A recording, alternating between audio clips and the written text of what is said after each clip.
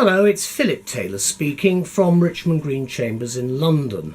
Today I'm reviewing a book which has come to us from the Law Society. Its arm of publishing called the Law Society Publishing. This book is actually entitled Clarity for Lawyers. It's got a subtitle, Effective Legal Language, now in a third edition, and it's been written by Mark Adler and Daphne Perry. I've reviewed this book before. I think it's a first-class work, and I'm very grateful to both authors and, of course, to the Law Society for continuing to publish what I consider to be a most important work for anybody involved in legal matters, both drafting letters or doing anything connected with the work we have within the legal profession. Now, I've given it the title, which Elizabeth and I talked about, A Welcome Return for this excellent legal companion, suitably revised for the 2020s. And that's exactly what you're getting. And in fact, what Mark and Daphne have done is to give us something which will be of lasting value, I think, for quite a while. Here's the book, here's the paperback. There it is, there's the spine, and then there's the back. Now, it runs to something like about 260 pages. You can see the index at the back is by page numbering. It's not a big index, but it's useful. You can see that. You've then got at the back of the book very detailed bibliography, and then you've got various appendices, which I'll go into in a moment. Appendix C, let's just try and find the beginning of that. It's always a problem with these books to get the pages open at the right place.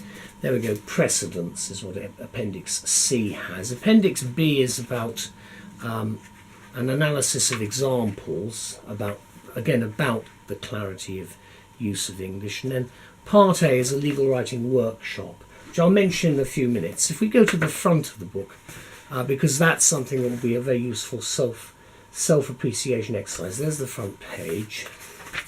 And we actually get the front page there, and you can see other titles in the Law Society Publishing series there. Again, this is, as I say, this is now a third edition, so it's been a very popular book. There's the blurb about it there.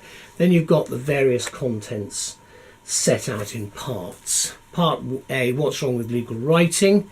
Part B, what is good writing. Part C, how to make legal writing more effective. And then we go on Part D, how misunderstandings arise. You see there. Part E, common law rules of interpretation. That's basic stuff there. And then you've got the appendices and precedents and so forth, all of which I think is very helpful.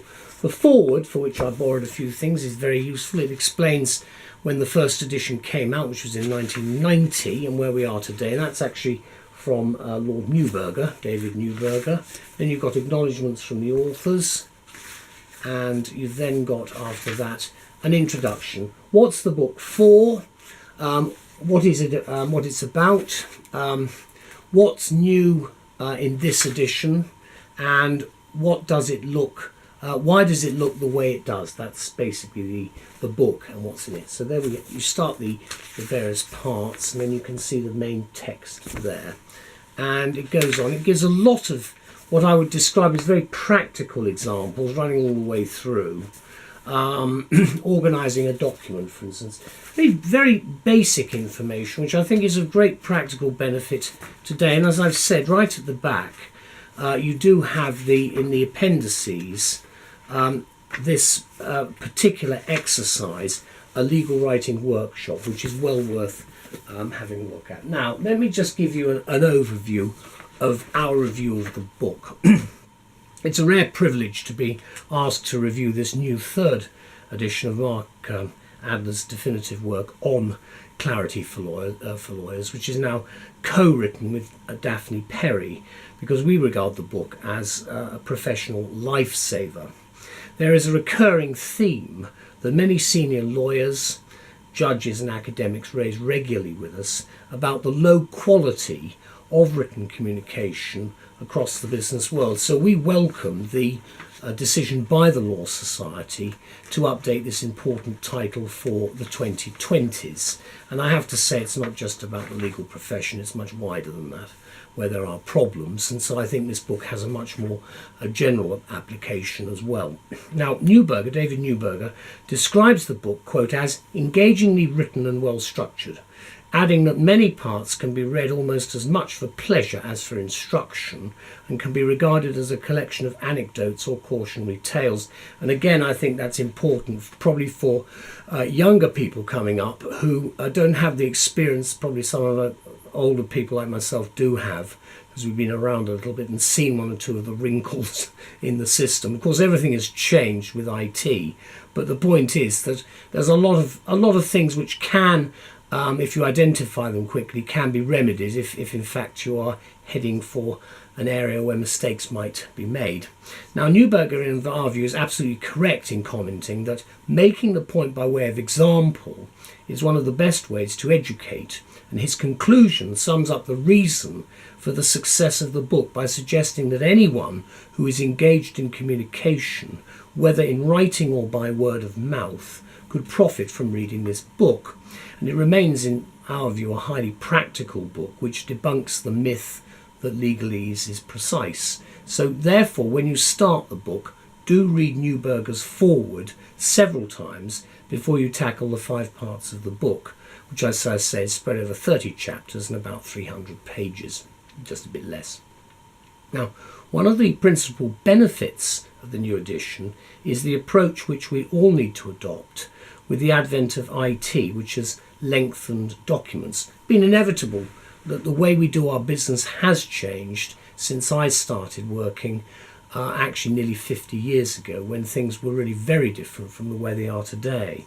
Now, the language you use is also changing again, so the section on choosing words explains much for us. Again, if I compare what I recognised 50 years ago when I, as I say, had my first job, I would obviously see it in a rather different light from where we are today. And many lawyers, of course, can fall into the spell checker route, which of course is helpful, but should always be your servant rather than your master. Now, the 3 appendices which I've highlighted are particularly helpful too, especially Appendix A, which is a legal writing workshop. So do follow through the various sections and try the practical exercises. Appendix B gives a highly practical analysis of examples which you need to cross-refer to the main text pages, and Appendix C offers brilliantly hands-on precedents which are invaluable. Now, we have them throughout, and in fact in many places of work you have precedents of one sort and another, in other words, standard letters, standard form letters and so forth. And of course the legal profession, like the civil service, the armed forces, is no exception, and of course these precedents are very helpful. Now, I think the final word must be left to Mark and Daphne, who say that their aim is to help lawyers work more effectively and more efficiently. Their aim succeeds admirably in our view, and is designed for our benefit and for anyone affected by our work, that is, clients, other lawyers and judges. In fact, everyone, because it makes the law more transparent for all, whereby its benefits and obligations are not lost in a tangle of verbiage.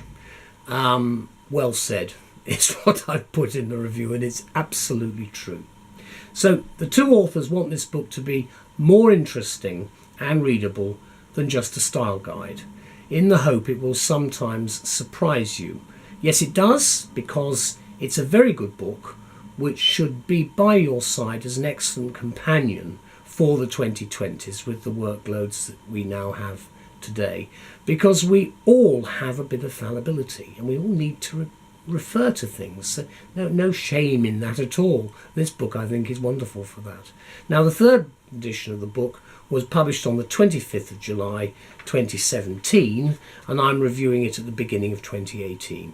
Thank you anyway to Mark and Daphne and to the Law Society. Do have a look at our review on the web and in the journals where it appears, and you have made our lives a lot easier with this, so thank you. Bye-bye.